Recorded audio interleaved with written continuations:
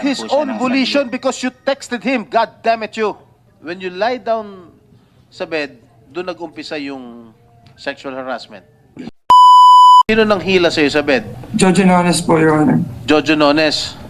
So, nung hinila ka sa bed, ano, napahiga ka ba? Napaupo ka ba? O no? Napahiga po ako. Napahiga. Yes po. Alright. And then, that started everything. Yes po, Your Honor. I don't wanna go into details po, Your Honor. Yeah, no, I'm just asking. You were sexually harassed. Correct? Yes po, Your Honor. You deny? Yes po, Your Honor, we deny allegations po. Ano ginawa niyo doon sa bata? Wala po kaming ginawang masama kay Sandro, Your Honor. Ano nga ginawa niyo? Doon nandun siya. Wala po, Your Honor. Really? Nagkwentuhan, we Really? played music, we socialized, Your Honor. Yes, Your Honor. Anong pinagkwentuhan ninyo? Sige, interesado ako. Ano pinagkwentuhan ninyo?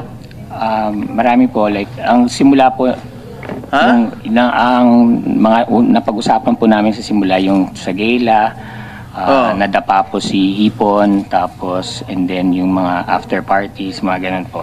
Napagkwentuhan po namin yung gala, yung mga events na nangyari during the gala, tapos, and then, yan, we were drinking, socializing, listening Sandro. to some music. Sandro, dali lang. Nakapagkwentuhan daw sila sa iyo. Nakipagkwentuhan po nung una. Pinakilala po ako kay Richard Dode. Pinakilala po ako na si Sandro to. Magaling na artista to. Kinuha ko na to dati sa Agimat ng Agila. Magaling na bata na kontrabida to. Si Sandro, anak ni Nino. Ito po yung sabi. Yun po yung sabi niya. Yun lang po yung napag-usapan.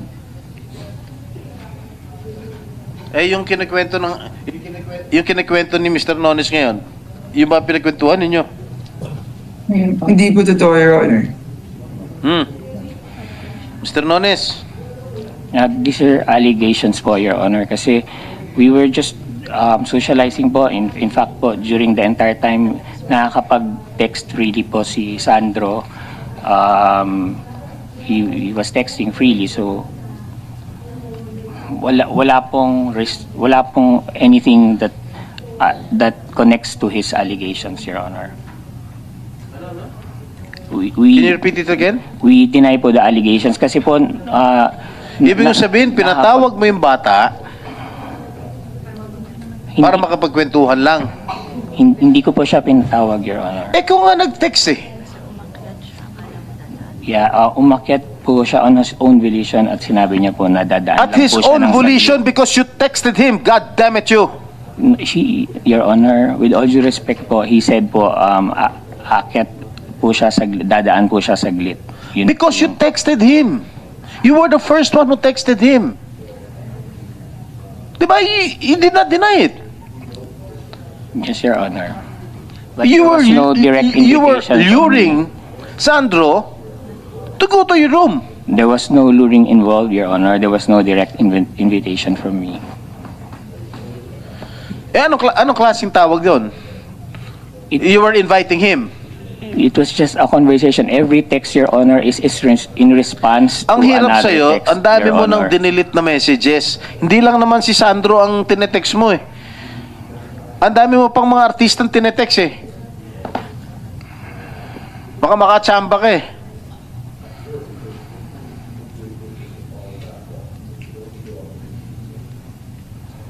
Oh no, you tell me the truth.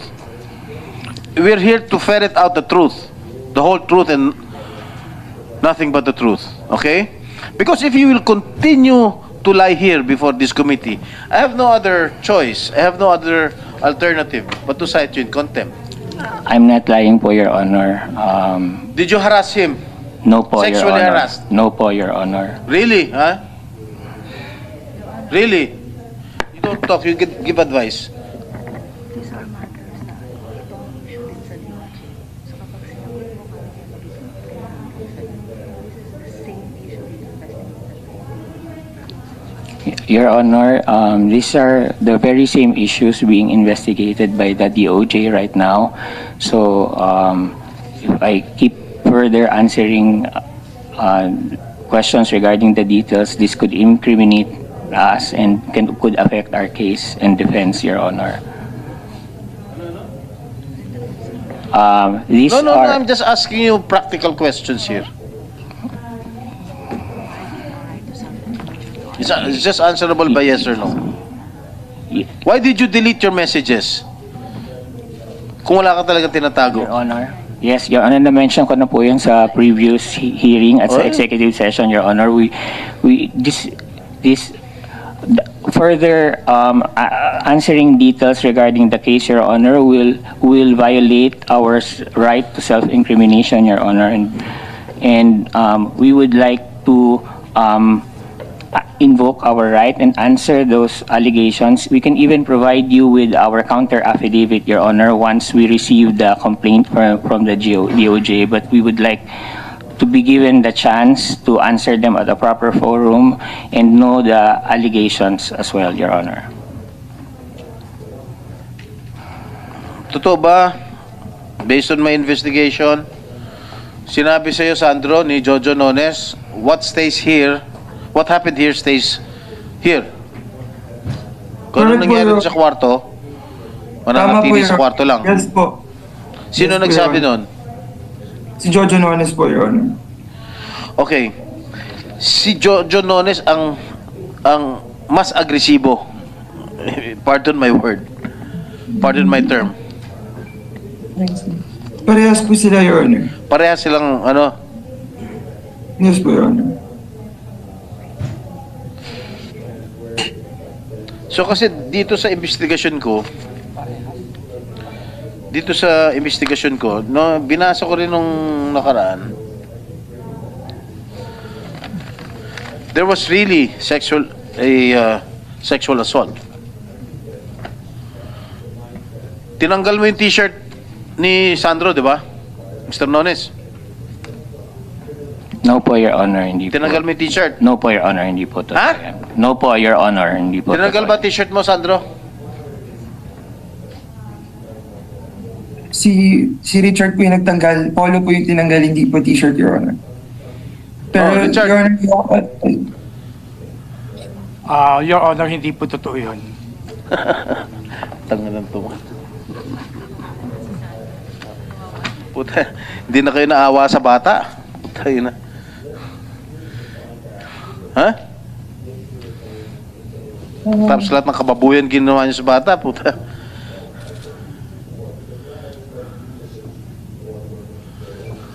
Your Honor, with all due respect, please don't judge us. Hindi pa po kami convicted sa case. The case No, but has you're just lying. been filed po.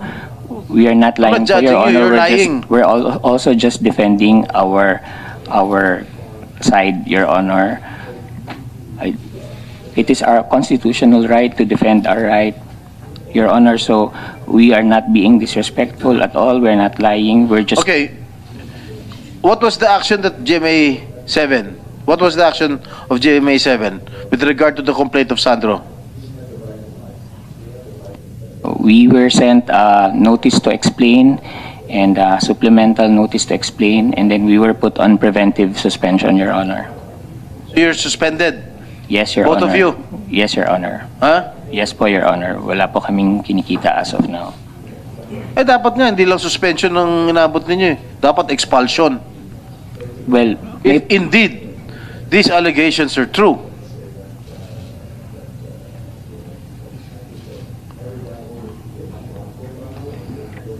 Hindi naman sa... I'm not preempting everything, no? Pero, base sa usap-usapan, base rin sa investigasyon ko, may drugs involved. Okay? Ang tanong, saan mo kinuha ang drugs? Ha?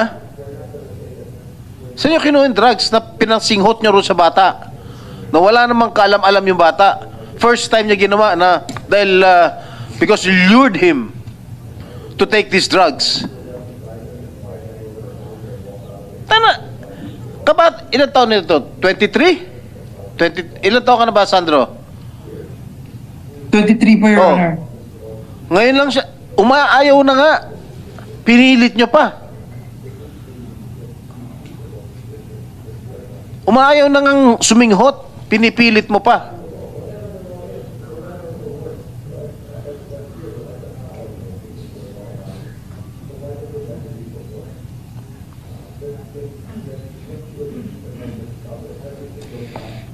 Your Honor, may I po? With all due respect po, Your Honor, kung yung mga ano nyo po, galing lang po kay Sandro as allegations, Your Honor, they are just allegations Excuse po, me. Your Honor. Hindi galing kay Sandro, investigation ko. Okay Hindi po, ko Your naman kilala yan eh. Ang tatay kilala ko. At hindi, I never interviewed his father. I got this from a different source. During the first hearing. Oh.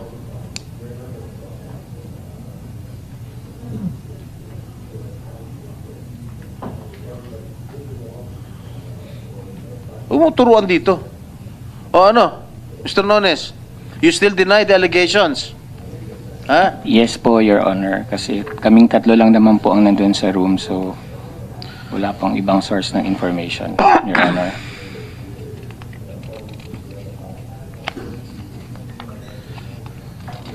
Kasi yung ibang investigation ko rito, hindi na for public consumption eh. Kasi hindi na maganda pakinggan eh.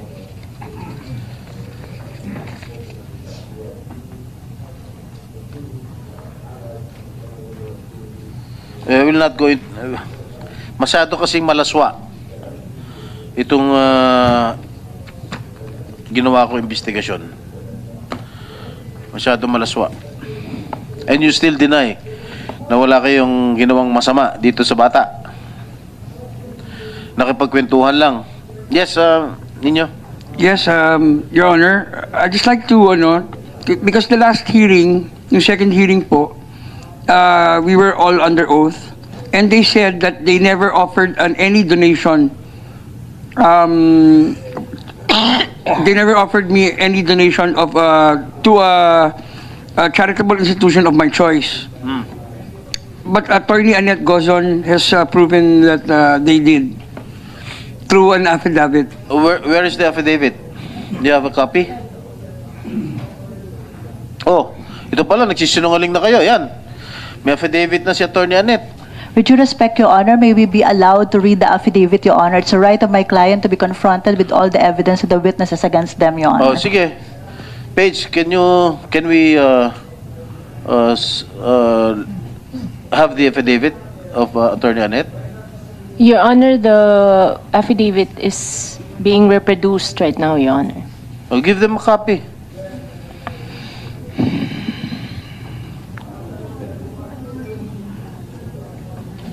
Suspend lang muna po natin yung session. Pwede muna po kayong kumain.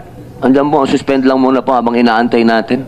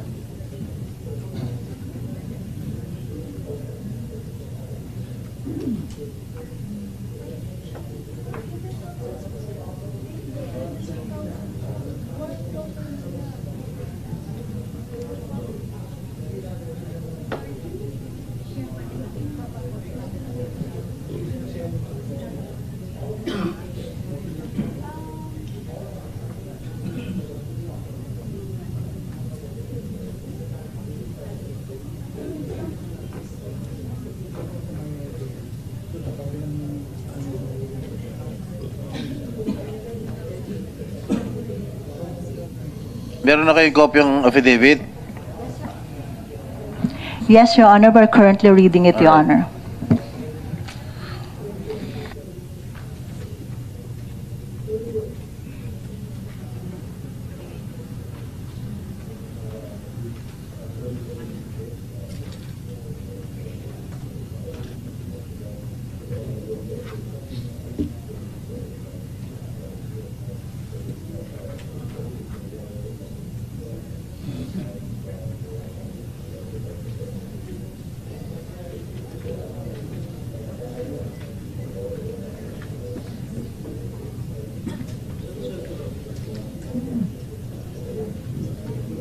Ready to resume, Mr. Chair? Senator Jinggoy. Mr. Nones, I assume that you have already read the affidavit that was duly signed by Attorney Annette, the Vice President of GMA7. Yes, Your Honor, please. My client will answer the question. No, let your client answer, not you. But we submit to that, Your Honor. But I would just like to... The legal counsel is here only to give legal advice to your client. we submit to that, Your Honor. My client will answer it. Assessment Nones. on the affidavit, Your Honor. No, I was asking you a while ago if you offered Mr. Nino Mulak financial contribution to any charitable institution of his own choice, and then you denied it.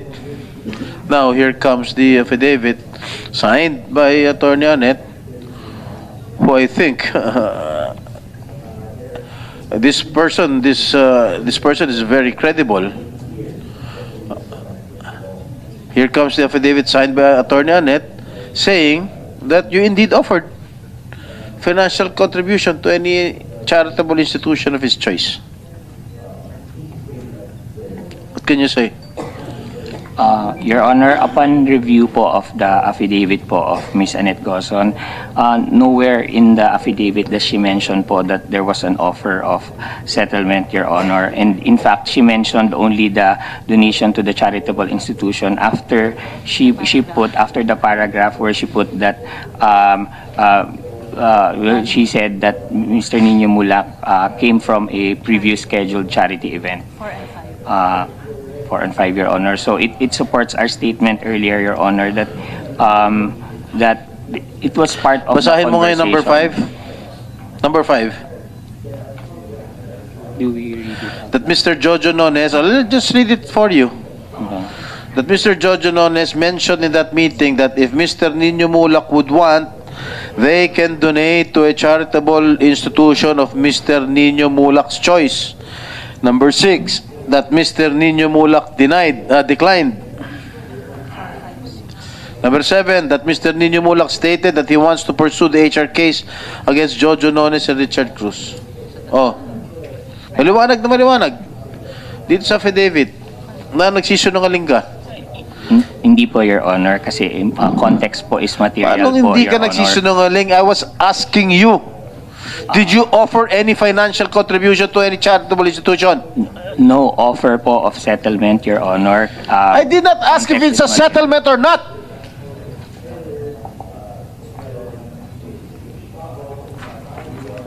The only question I'm asking you is that if you offered financial contribution. I did not say it's a settlement. You're putting words into my mouth. Mr. Chair, I move that he be cited in contempt. Mr. Jojo Nunes, naiintindahan niyo po ba yung motion na kayo po ay patawan ng contempt? Opo, Your Honor, pero with all due respect po, Your Honor, nag-explain Wala lang na, po ako. nagsisungaling ka na eh. Alam mo, Nagpapaliwanag Jojo, po ako. alam mo, hindi kita kilala ha. Kahit matagal na ako sa showbiz, hindi kita kilala. Pero, huwag naman ganun. Ha? We are here trying to know the truth, to ferret out the truth. Eh pag patuloy ka nagsisinungaling dito sa amin, talagang isa-side ka namin in contempt. Maliwanag na dito sa affidavit. Maliwanag na sinabi ni Sandro. May drugs pa involved. may sexual harassment na involved. Hindi lang nga sexual harassment eh. Assault eh. Dahil pinagsamantalahan nyo yung bata, pinag-take nyo ng drugs, tsaka nyo pinagsamantalahan. That is what do you call this? Drug-induced sexual assault? Tama ba yung sinabi ko, attorney? NBI. Kawawa naman yung bata. Pinag-drugs yun hinalay nyo pa. NBI? Sir, Your Honor, good afternoon po. There was an allegation po na pinag-sniff po siya ng drugs before the alleged na pang-aabuso po. See? Continue deny. Continue denying it. Oh, Mr. Jojo, Sergeant at Arms, are you- Sergeant at Arms to Mr. Chair. sasagot po ba kayo o yan pa rin po ba ang sagot po ninyo? Yes po, Your Honor. Sumasagot po kami. These are allegations po. At Opo, mismo po si Attorney Conales po, sinabi niya po, allegations lang po. And Allegations lang. we deny po the allegations, Your Honor. Po, there is a motion to cite Mr. Jojo Nones in contempt. Without any objection, the motion is approved. So ordered. Meron pong motion para patawan si Jojo Nones ng Senador contempt. Dahil wala pong nag-o-object, Your Honor, pinapayagan po please. ito at pinag-uutos. Sergeant at Arms. Hindi pwede. Bring him to the detention cell.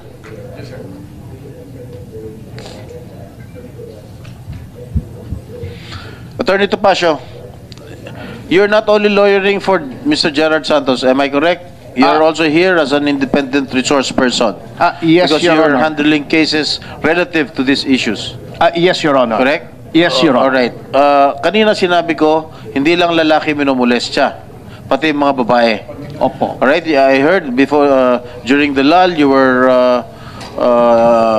saying that you're handling 2 cases, both female. Opo, tapos na po yung mga kaso. Alright. So what do you want to impart before this committee? Ang nais ko pong impart is that in both cases po, this representation has perceived a pattern of cover-up. Doon po kapag may nagrereklamo against sexual harassment on the part of GMA7. I hasten to add, Your Honor, that I know personally Attorney Annette Gozon and her father. They are God-fearing and decent. Before that, Yes, Your Honor. if I may interrupt. Yes, Your Honor, I'm sorry. Hindi naman sa kinakampihan ko yung GMA7. I do not have any, well, wala naman akong ano dyan. Pero lahat ng mga sexual harassment cases, basta nag-complain, I think ginagawa nila na action. May action kaagad. Like what happened to Sandro Mulak. Kinomplain niya yung dalawa. Ngayon, under preventive suspension sila. Inaksyonan. Yung kay Gerard, after 5 years, kahit after 5 years, inaksyonan pa rin ng GMA7. Tinanggal pa rin yung kanyang, nang halay sa kanya, yung musical director. No, with all due respect, in fairness naman sa GMA7, inaaksyonan naman nila yung mga kasong ganun. In these cases po ay hindi po ganun ang aksyon. Maybe nagbalit na po recently o after these cases ng policy, and I applaud GMA7 for that. Pero yung pong kasong hinandle ko po noong 2009 at 2011, hindi po ganun ang nangyari. Yung una po, yung ikinomplain po na empleyado ng GMA7 na si Mr. Dan Christian Villanueva was retained even after the incident. Yun pong isa naman, yung kinomplain po si Mr. Baron Geisler, nag-continue pa rin po doon sa teleserye kung saan po nangyari yung assault. Pero there was no staff of GMA7 involved. Yung kay, Mga artista lang to. hindi po, yung kay Dan Christian Villanueva po, he was a DJ of DWLS-FM 97.1, which is up to now owned by GMA7 po. He was also sexually harassed. He was the one accused, Your Honor. Okay. Yes, Your Honor. Or what else do you want to impart before this committee? Yun nga po, ang nangyari po kasi dito in both cases, and sabi ko nga po, ako nag-iba ng policy ng GMA7, maigi naman at na mabilis pong action. At natutuwa naman po ako for Mr. Nino Mulak, na kahit ko po. Pero, eto pong mangyari po sa akin, ay ang nangyari po, ako pa po yung abogado. Noong nagreklamo, ako pa po yung napasama, na-demanda pa po ako. Yun po ang ginagawa po nila eh. Binabaliktad po nila in the name of trying to avoid negative publicity and keeping the corporate image clean, ay sila po ay pine-pressure nila yung artista na i-abandon na yung complaint o binabaliktad nila, pinipilit nila magkasundo yung dalawa.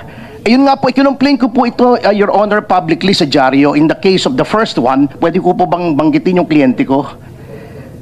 Well, it's up to you. It's your call. Eh. Kung Opo, hindi sila tapos na naman po yung kaso, si Miss Yasmin malalagay Curdy. sa alanganin. Opo, public knowledge naman po ito, Your Honor, na inireklamo ko po si Mr. Lars Santiago ng GMA7 sapagkat kinorner po niya noon, that was 2009, at pinasabi kay Miss Yasmin Curdy na hindi na daw niya itutuloy. Pero hindi naman po yung intensyon ng aking kliyente sapagkat in fact hanggang 2011 po ay tumatakbo yung kaso. Ang nangyari po roon ay nag-quit na po sandali ng showbiz si Miss Yasmin Curdy, nag-aral na lang po ng nursing sa New Era. At in-encourage naman po namin ni Miss Lolit Solis yung action na yun sapagkat na-stress na po yung bata at the time. Ito naman po kay Miss Bea Binene, nireklamo po namin sa, minor po siya at that time, 15 years old. Nireklamo po namin, sinamahan ko sa pulis. Nandyan po buhay na saksi si Miss Colonel Emma Libunaw, na noon po ay hepe ng Women and Children's Protection Office. Nakasama po sila mag-ina na nagreklamo, pumirma po sila sa blatter, nag-execute po sila ng affidavit. Nireklamo po nila na pagka inaresto yung respondent, yung inireklamo, kunin yung cellphone at saka yung computer dahil may mga compromising pictures daw of a sensitive nature at doon sa mga computer. Ang nangyari po, nung pumutok po sa media, binaliktad po nila, sinabi nila ako daw ang may pakana nung complaint. Wala daw akong authority. Paano po nangyaring walang authority? Kasama ko po twice, not once, but twice, to quote Susan Roses po, doon sa Akrame, yung complainant at sila pong mag-ina ang nag-complain. So, kaya nga po, minarapat ko po, Your Honor, and also with the kind indulgence of the chairman, na nag-draft po ako ng isang panukalang batas para makatulong po kahit sa aking payak na paraan dito sa komite para ma-amend po yung anti-sexual harassment law. At ito nga po, kung inyo pong pahihintulutan na Your Honor, Mr. Chair, ito po ang aking panukalang idagdag para matanggal na po itong mga cover-up kasi yung pong case po ni Mr. Gerald Santos, kailan ko po ito nakilala lamang nung ginagawa ko po yung pelikulang Mama sa Pano kasi medyo nag-showbiz na po tayo. Nag-produce na lang po tayo kasi hindi po tayo pwedeng artista katulad ng Your Honor. Doon ko lang po nalaman nga ito, natatakot po talaga sila sapagkat hawak po nung kanilang nirereklamo yung power of life and death, so to speak, over their career. Swerte nga po si Mr. Sandro Mulak, he belongs to showbiz royalty. Angkan po ni Cheng Mulak yan, nandyan si Nino, nandyan si Aga. Paano po katulad ni Mr. Gerald Santos noon, 15 years old, walang kilala sa showbiz, nangangarap na maatim yung stardom, pagkatapos natatakot po siya. Ito po ang aking panukala with your kind indulgence, Your Honor, Mr. Chair, na sana po ay pagkatapos po nitong mga hearings na ito ay mailagay sa Anti-Sexual Harassment Act bilang susog po. And I quote, "Any employee, manager, supervisor, agent of the employer, teacher, instructor, professor, coach, trainer, or any other person who, having authority, influence, or moral ascendancy over the complainant," yung complainant po ng sexual harassment, "and who, not being directly or indirectly involved in acts of sexual harassment as defined in Section 3 hereof, and who by himself or in concert with others conceals or destroys the body of the crime or the effects and instruments thereof, in order to prevent its discovery or yes, Your Honor. Siguro pwede mo lang i-submit. Ay, opo. before- Pasensya na po, opo. Kasi medyo mahaba. Opo, kasi ang nangyari rito, ang nangyari po sa amin ng GMA7, nagdemandahan pa po kami, dinemanda ko pa po yung Vice President nila at that time, si Simon Ferrer. Kasi po, ang nangyari, nag-complain na nga po ng sexual harassment, nag-press con po agad sila. Ako ang at tinurong may pakala nang nagka-create daw ako ng bad publicity. All of this, wala pong problema sa akin yun. Sanay po ko. Makapal po mukha ko, Your Honor, Mr. Chair. At tagal na po akong abogado. Ngunit, yun pong atmosphere na cover-up, nagdedeter po, napipigilan yung mga gustong magreklamo. So dapat ito pong atmosphere na ito matanggal para once and for all matanggal na po itong sexual harassment sa ating industriya, Your Honor. Yes, and sabi ko nga kanina, this has been prevalent ever since. No? This has been ongoing since the 90s, siguro since the 80s. Nangyari na ito eh. That's why we have to put it into a stop eh. Yes, Your Honor. I Kaya totally matigil na agree, to. Your Honor. Kasi siguro may kakulangan sa ngipin sa batas natin, sa sexual assault, sa sexual harassment. Siguro kailan dagdagan pa ng mas mabigat na parusa. No? Yes, Your Honor. I totally That is what agree. we are trying to do. We are inviting resource persons like you, independent resource persons. Inimbita rin ni Senator Robin si Attorney Lorna Capunan. From there, we can start to craft a law that will add teeth to this law na hindi na maulit itong mga ganitong klaseng karahasan na nangyayari sa mga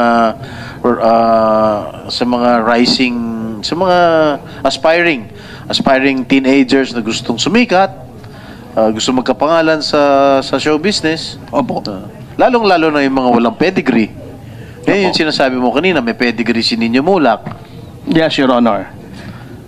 May pedigree rin kami dahil sa tatay ko. Yes, definitely, Your Honor. Actually, si Robin Padilla walang may pedigree rin dahil Opo. sila Rudy Fernandez, sila ano. No, paano naman yung mga walang pedigree? Yes, Your Honor. And Your Honor, please, I am volunteering my services free to the committee, even after these hearings, to help in the crafting of this law. Sapagkat nandito na rin po ako, nag-produce na rin po ako ng movie, may talent agency na rin po ako, nag-invest na rin po ako sa industriya. Let us keep the industry clean na mawala na po itong dungis na ito. Thank you very much. Maraming We salamat po, totally appreciate Mr. Chair and Your Honor. So, with the permission of the chair, we can ask the COMSEC to coordinate with Attorney Ferdinand Topacio with regard to crafting the law regarding sexual harassment. Yeah. Yes, Attorney. Good afternoon, Mr. Chair. While we cannot comment on the cases mentioned by Attorney Topacio because we do not know the factual matters related to that, we would just like to categorically deny that we have a policy on cover-up because as already mentioned in the hearings, You're from GM7? yes, Mr. Chair.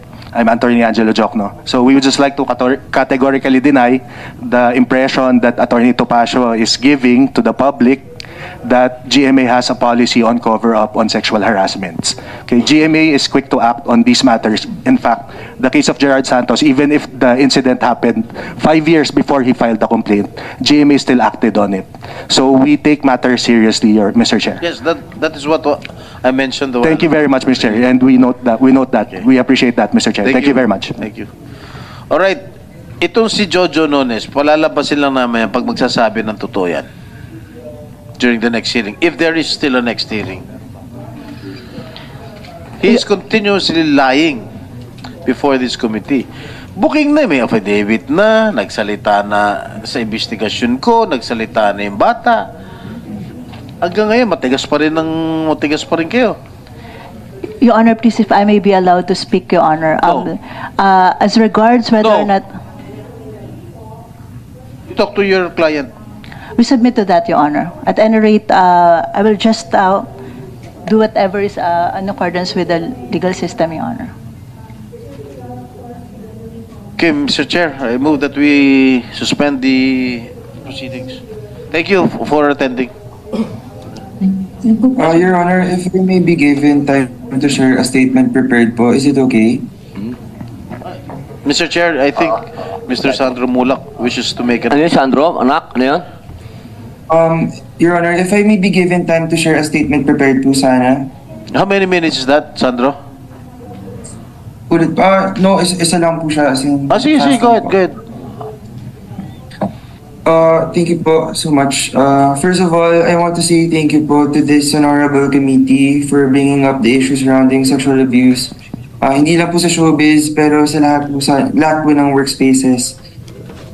Pasensya na rin po kung hindi po ako nakapag-attend sa previous Senate hearings.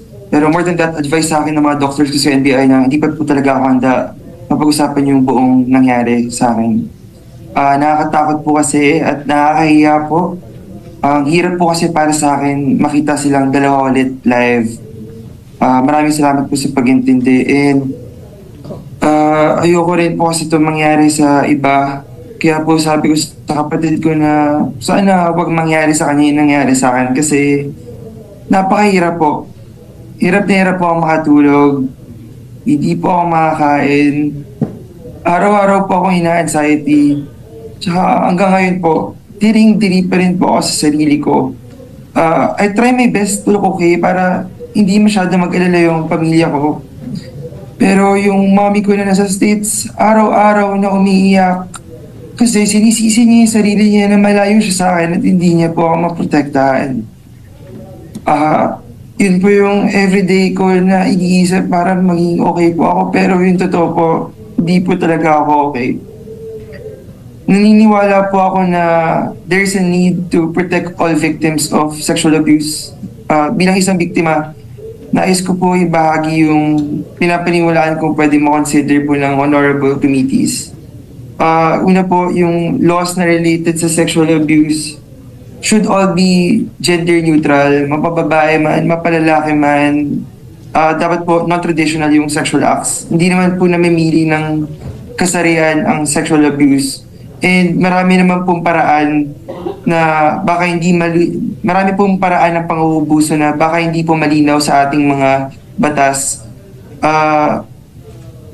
na ginagawa lang po ng babae at ng lalaki. And sana po magkaroon ng batas para protektahan yung mga biktima. Nakakatakot po kasi talaga. Like sabi po ni Kuya Gerald Santos, it's really hard to speak up. Kahit po sa papa ko, nahirapan po ako magsabi. Umiyak po ako sa harap niya kasi napakahirap pong tanggapin na pinaboy ka. Hinaras ka lahat po ng bagay na yun para ka pong pinapak-apakan. Sobrang nakakababa po. Nakakatakot po talaga magsumbong. Ako nga po, inabot ako ng 10 araw bago po ako magsabi sa mag-report. Kasi ayoko po talaga kumalat to kasi natatakot po akong maapektuhan yung career ko sa GMA kasi 3 years ko po inalagaan yung pangalan ko sa GMA. Lahat po pinakasamahan ko po ng maayos, lahat po ng mga boss ko, even yung manager ko po, alam po nila yan. And sana po magkaroon ng support services na ready na makapagsumbong po agad yung mga biktima na katulad ko po kasi hindi naman po lahat may kakayahan na magsumbong freely. Kasi po pwede po sila balikan ng mga perpetrators na gumawa ng case po na yun. Yun po. Maraming salamat po, Your Honor. Maraming salamat, Sandro. Kung meron pong bago po tayo mag-suspend, baka may gusto pong sabihin si Sir Nino Mulak. Your Honor, I'd just like to thank everyone who attended the hearing today and for taking time out to attend to this hearing and sa suporta po ng lahat po ng mga kaibigan at nagmamahal kay Sandro, maraming salamat po. Na-file na po namin yung case and hopefully mapadali ang pagdating ng justice para kay Sandro. Yun lang po. Okay. NBI, baka meron po kayong gustong sabihin? O ako meron gustong sabihin sa NBI. Maraming salamat po sa inyong magandang pagsasagawa ng investigasyon. Baka meron po kayong gustong sabihin? Magandang hapon po, Your Honor. We would like to thank you for considering the mental well-being of Sandro at naiintindihan niyo po yung kalagayan niya ngayon. As we can see, he is already stressed and undergoing anxiety, and salamat po sa pag-intindi, and rest assured that NBI will do our job. Salamat po. Mr. Chair. Opo, sandali lang po. Alam niyo po, Ma'am Rubilin Lumampao, isa po tayo ako ay naniniwala na matindi ang epekto nito. Iba to kasi iba to. Parang siguro bukod sa professional help, siguro spiritual help din siguro kailangan. So maraming salamat po sa very professional ang NBI. Attorney Topacio, may gusto po kayong sabihin? Opo, don't worry, Mr. Chair, this will be short, just like me. I would like to address yung abogado po ng GMA, Panyero. Alam niyo po, kilala ko yung mga Gozon, I even work with them kasi may production po ako right now, one is ongoing. Mga God-fearing and decent people po sila. They will not countenance this kind of behavior. Alam ko po yun, for a fact. Ngunit, Panyero, nothing personal, but if you are in denial... Attorney Topacio, dito lang muna po ang direkta ng... I'm sorry. But I'd like to tell the counsel for GMA that if GMA, if the legal is in denial of these things, ay hindi po natin mareremedyohan yan, Mr. Chair. Alam niyo po, hindi na sana nangyari ito kay Sandro kung 2009, 2011, mechanisms were put in place to avoid this kind of situation, Panyero. Alam niyo, of course, hindi nyo alam yan. Legal po kayo. Hiwalay kayo sa production. But you have to know, Kompanyero, Mr. Chair, the Kompanyero has to know that it is usual for production to close ranks in case there are complaints like this to cover it up. Kaya nga po ang proposal ko, yung mag-cover up ng mga ganito, we will be as liable as the principal who committed the sexual harassment. That is the only way na mapipigil. But at the point of the studios, not just GMA7 but other studios, nangyayari naman po ito sa lahat mechanisms must be put in place na immediate po yung action. Kito nyo po yung dalawang kaso ko. Wala pong ginawa, nag-continuous employee yung nireklamo. Yung si Mr. Geister nag-continue pa rin bilang artista ng series. Yun pang nagreklamo ang napuwersang umalis kasi hindi na niya maatim na nakikita niya doon sa set yung inireklamo niya na hindi naman tinanggal. So, kung nangyari po yan, kung ginawa lang ito noong 2009, so, more than a decade ago, wala po nang mangyayari sa ganito. So sana po mag-commit ang GMA7 and the other studios na higpitan pa po itong mga ganito in accordance with law, sapagkat may mechanism na po doon sa 78-77 ng complaint mechanism, maluwag pong masyado. At ang nangyayari, binabaliktad pa. Can you imagine? I was just the messenger. They shot the messenger. Dinimanda nila ako. Nagdemandahan kami. Nag-areglo lang kami at pinatawad ko ng mga kapwa-abogado ko. I had to sue your vice president din, your legal din. Kasi ako na nga nagreklamo, tinulungan ko na nga yung bata. Ako pang masama, sinisira ko daw yung reputasyon ng GMA7. Hindi po dapat ganoon ang attitude, Mr. Chair. Thank you. Okay po. At maraming salamat po, Attorney Ferdinand Topacio. Attorney Angelo Diokno. Opo. Thank you, Mr. Chair. Dito lang po. Yes, Mr. Chair. I'd just like to thank the Attorney Topacio for the unsolicited lecture regarding the matter. But again, we'd like to reiterate that GMA has had a policy against sexual harassment. And we have been strict about it. Again, we have never covered up any incident of sexual harassment. Maybe there was just a problem regarding the reporting. There are different channels in the manner of reporting sexual harassment. Like what Mr. Gerard Santos did, he elevated it immediately to the President, to the COO. In fact, GMA has a box there that you could just put there your complaint, and the COO, the President, will read it. So there are different avenues for GMA. If they say that the department is not acting on it, they can go directly to legal, to HR, or to Office of the President. So there are different avenues, Mr. Chair. So there is, again, I'd like to reiterate, I'd just like to counter the impression that Attorney Topacio is creating, is conveying to the public that GMA has a policy on cover-up. And legal is very active on the matter. We do not encourage any form of cover-up. Okay? In fact, if there is someone that is covering up the matter, we also file an administrative case against them, Your Honor. We're very active on that. Thank you, Mr. Chair.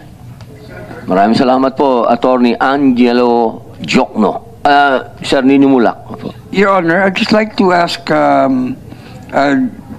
yung from GMA, no, kung ano po nangyari din sa decision, kasi nag-file po kami ng HR complaint, and the GMA has already received the HR complaint, and they said they will do their own investigation. So, yun nga, ang parang so far yung they placed them under preventive suspension. But is there already a decision from the regarding the investigation? Okay. Sir Attorney Angelo Jokno, ano pong development doon po sa investigation po ninyo? Yes, Mr. Chair, regarding that matter, while we are not the members of the investigating committee, we'd like to confirm that the investigation is ongoing. I believe the two alleged perpetrators here have already submitted their answer. I'm not sure if the camp of Mr. Nino Mulak submitted additional evidence based on the findings of the NBI. That's why I think there is a supplemental NTE. And then after that, the investigation committee has 30 days to resolve the matter. And Attorney Annette, Mr. Chair, has undertaken to furnish a copy to the committee of the resolution. So rest assured, Mr. Nino Mulak, that there will be a resolution regarding the matter. Currently, they are under preventive suspension.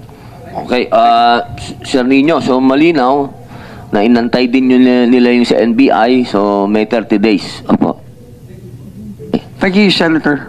Salamat po, Sir Nino Mulak. Ma'am Attorney Maggie Abraham Garduque. Ma'am? Yes, Your Honor, please. Thank you very much, Mr. Chair, for allowing me the opportunity to speak, Your Honor, Mr. Chair. Your Honor, my only statement is that, with due respect, Mr. Chair, I would like this honorable committee to look into the case of Bengzon versus Senate Blue Ribbon Committee, Your Honor, with respect to the jurisdiction when a case is already filed, Your Honor. With due respect, just look into it. That the moment a case is already filed, especially in this case that it is already within the jurisdiction of the Department of Justice, so that there would not be any conflicting judgments and we do not violate the exclusive domain of jurisdiction, Your Honor. We let the Department of Justice investigate and do the preliminary investigation that matter, Your Honor. Mr. Chair. Likewise, Your Honor, in the case of Bengzon versus Senate Blue Ribbon Committee, it was stated there the power of contempt of the Senate, Your Honor, where there is a period wherein how long does the detention in under contempt a person will be detained, Your Honor. That's all, Mr. Witness. Maraming salamat po, Attorney Maggie Abraham Garduque. Marami na pong mga ganyang naging usapin dito sa pagdinig po ng Senado. Maraming salamat po at nasa record po ang inyong sinabi. Thank you very much, Mr. Opo. Chair. Gusto ko lamang pong kamustahin din Mr. si Chairman. Richard Cruz. Mr. Richard Cruz, kamusta po kayo? Na-high blood daw po kayo? Ay, hindi po. Nagkaroon na po ako ng gastrointestinal bleeding. Yes po. Sir Richard, hindi po kami husgado ha. Huwag po kayong masyadong ma-stress o ano lang po ito. Kailangan lang po tayo makagawa ng mga batas. At kayo po ay nakakatulong dito sa mga ganap na to. At ano po kayo? Relax lang. Ano po ito? Para po to sa bayan. Yun na lang po ang isipin ninyo. Nakakatulong tayo sa bayan. Opo. May gusto Mr. po kayong Chair. sabihin? May gusto po kayo, sandali lang, Gerard, may gusto po ba kayong sabihin, Sir Richard? Wala na po. Opo. Okay, Sir Gerard. Mr. Gerard- Chairman, gusto ko Gerard pong Santos, opo. magpasalamat po sa Senate Committee po sa pagkakataon pong ito.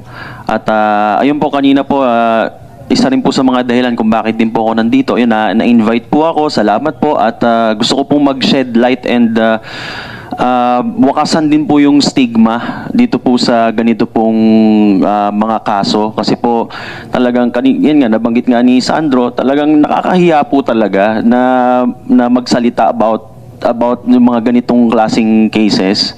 Kaya po ako inabot nga po ako ng 5 years bukod sa yun nga po, wala po akong pedigree.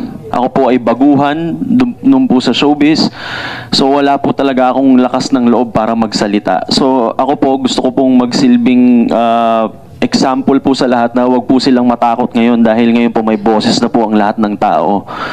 Ayun po, at yun po sa on the part naman po ng GMA ay yun po, magkaroon po ng safeguard pa, mas magkaroon pa po ng mga policies na talagang para mas maprotektahan po at lalo na po sa mid-level dahil po pwede po talagang balikan kapag may nireklamo ka po ay yung nireklamo nyo po, yung mga kasamahan niya po dyan, yung mga kaibigan niya, ay talagang ano ka rin po, babalikan ka rin po nila. So, yun po. Sana po may makreate din po na policy and rule po sa ganun po. Again po, maraming salamat po, Senator Robin. Salamat po sa pagkakataon pong ito.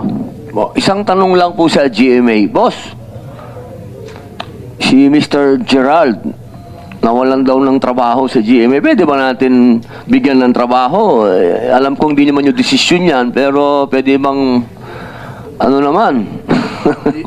Mr. Chair, yun nga yung sasabihin ko, we don't have a say on the matter. Pero baka napanood naman ng mga boss yung statement nyo, Mr. Chair. Tingnan natin, Mr. Chair. Maraming salamat po. Isang tanong na lang po ako kasi Ma'am Attorney Nancy G. Lozano, lagi pong nababanggit na meron tayong mga batas at meron tayong mga code na talagang hindi na pakinabang ngayon. Katulad daw po ng ating revised penal code. Naniniwala po ba kayo na obsolete na ito? Sir, yes po. Actually po, since 2011, the Department of Justice has been doing activities or initiatives to revise and update the revised penal code.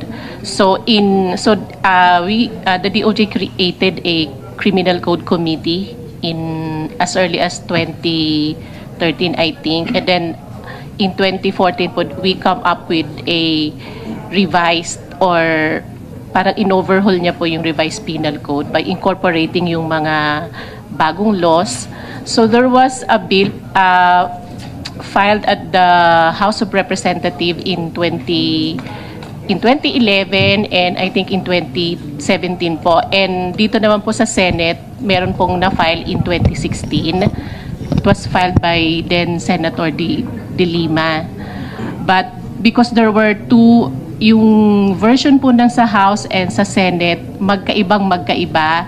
So, right now po, the DOJ has created again or ni-revive po yung committee to consolidate po yung dalawang bill para po when we filed it sa House tsaka sa Senate po, maayos na siya and also ma-update na rin ulit because from 2014, 2017, and 2023 po, so marami na pong kailangan i-update.